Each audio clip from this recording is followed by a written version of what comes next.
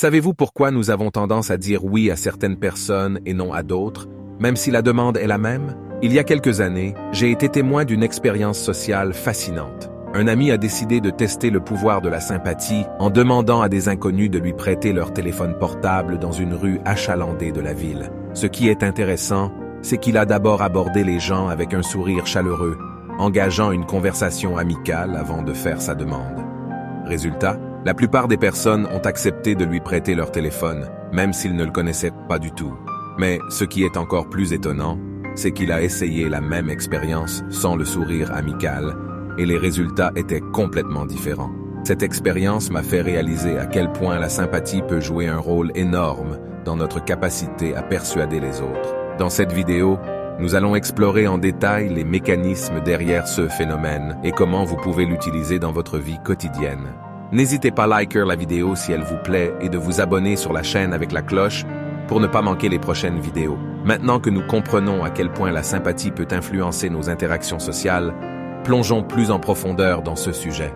La sympathie ne se limite pas seulement à prêter un téléphone portable dans la rue. Elle joue un rôle essentiel dans notre vie quotidienne, que ce soit dans nos relations personnelles, professionnelles ou même lors de nos décisions d'achat. Comprendre comment fonctionne la sympathie peut être une compétence puissante pour améliorer vos interactions avec les autres et atteindre vos objectifs. Dans les prochaines minutes, nous allons explorer les mécanismes derrière ce phénomène intriguant et découvrir comment vous pouvez l'utiliser stratégiquement pour influencer positivement votre entourage. La sympathie est une force puissante qui repose sur plusieurs mécanismes subtils mais influents. Plongeons maintenant dans les 5 principaux mécanismes de la sympathie et comment ils opèrent. En premier, il y a l'apparence physique. Notre cerveau évalue instinctivement l'apparence des personnes que nous rencontrons. Des études ont montré que nous avons tendance à être plus sympathiques envers ceux qui sont physiquement attrayants. Prenons l'exemple d'une étude qui a révélé que lors d'un entretien d'embauche, les candidats qui ont soigné leur apparence, en portant des vêtements appropriés et en présentant une image soignée, avaient plus de chances d'être embauchés, même si leurs compétences étaient similaires à celles des autres candidats. Cependant, la sympathie ne se limite pas à cela. Elle repose également sur d'autres facteurs importants que nous allons explorer. Deuxièmement, on a la similarité. Nous avons naturellement tendance à nous sentir plus proches et sympathiques envers les personnes qui partagent des intérêts, des valeurs ou des expériences similaires. Imaginons 2 collègues de travail qui découvrent qu'ils partagent une passion pour un sport spécifique. Cette découverte les rapproche, renforçant ainsi leurs relations professionnelles et augmentant la probabilité de coopération sur des projets. Ce sentiment de similitude crée un lien émotionnel qui renforce la sympathie. Troisièmement, les compliments. Recevoir des compliments de la part de quelqu'un suscite une réaction positive en nous. Lorsque vous complimentez sincèrement quelqu'un pour son travail acharné, vous renforcez sa motivation et son désir de bien faire. Par exemple, un professeur qui félicite un élève pour ses efforts accroît la motivation de cet élève à exceller dans ses études. Lorsque nous complimentons quelqu'un, nous renforçons également notre propre sympathie envers cette personne. Quatrièmement, le contact et la coopération. Travailler ensemble ou partager des expériences collaboratives favorise la création de liens et de sympathie. Pensez à une équipe de travail qui a réussi à surmonter des obstacles ensemble. Leur expérience de coopération renforce leur désir de continuer à travailler en équipe et à atteindre des objectifs communs. Lorsque nous coopérons avec d'autres, nous développons une confiance mutuelle qui renforce la sympathie. Et cinquièmement, le conditionnement et l'association. Notre cerveau associe souvent des émotions positives ou négatives à certaines personnes ou situations.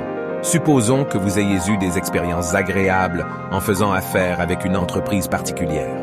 Vous êtes alors plus susceptible de continuer à choisir cette entreprise pour vos besoins futurs, en raison de l'association positive que vous avez établie.